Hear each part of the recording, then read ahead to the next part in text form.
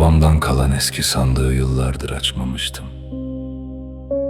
Bir sonbahar akşamı, yağmur pencereye ince ince vururken içimde tarif edemediğim bir hisle kapağını kaldırdım. Sararmış evrakların, eski fotoğrafların arasında katlanmış bir mektup duruyordu. Kağıdın üstünde tek bir cümle vardı.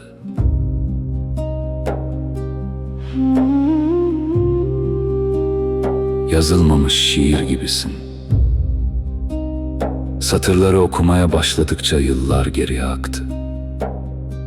Köyün çeşmesi, dut ağacının gölgesi, uzaklardan gelen çoban türküsü ve sen.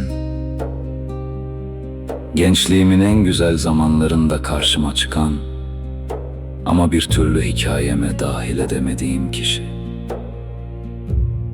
Mektupta şöyle yazıyordu: sana söylemek istediğim sözler vardı. Her karşılaşmamızda kalbim öne geçti. Dilim geride kaldı. Bu yüzden konuşamadım. Belki de insan bazı sevgileri yaşamak için değil, içinde taşımak için seviyor. Bu satırları okurken gözlerim mektubun arasından düşen başka bir kağıda takıldı. Daha önce fark etmediğim küçük bir nottu.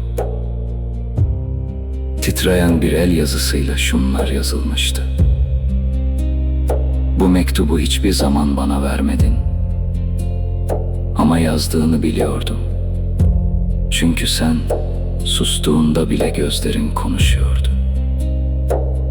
Ben de sana söyleyemedim. Belki cesaret edemedim. Belki zamanı kaçırdım. Şimdi yıllar sonra bilmeni isterim. O çeşme başında bekleyen sadece sen değildin. Bir an nefesim durdu. Demek ki hikaye yalnız bana ait değildi. Demek ki yarım kalan sadece benim cümlelerim değildi.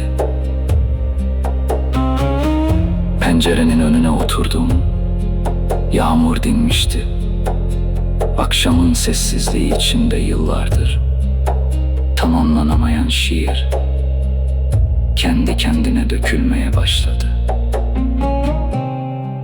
Bir yol ayrımında kaldık ikimiz. Ne sen gelebildin, ne ben varabildim.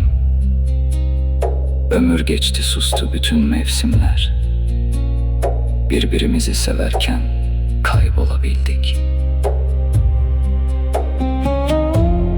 O an anladım ki bazı hikayeler kavuşmakla değil, hissedilmekle güzeldi.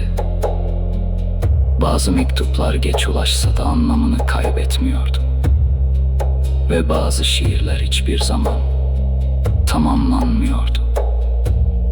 Çünkü onların eksik kalan her mısrası bir ömrün hatırasını taşıyordu. Mektubu son kez kapatırken içimden sessizce şu cümle geçti: belki sen de beni bir hikayenin içinde sakladın. Belki ben de senin yarım kalan şiirindim. Ve yıllar sonra ilk kez eksik kalmış bir sevdanın hüznü değil, güzelliği kaldı içimde. Çünkü artık biliyordum. Sen benim yazamadığım şiirdin. Ben de senin gönderemediğin mektup.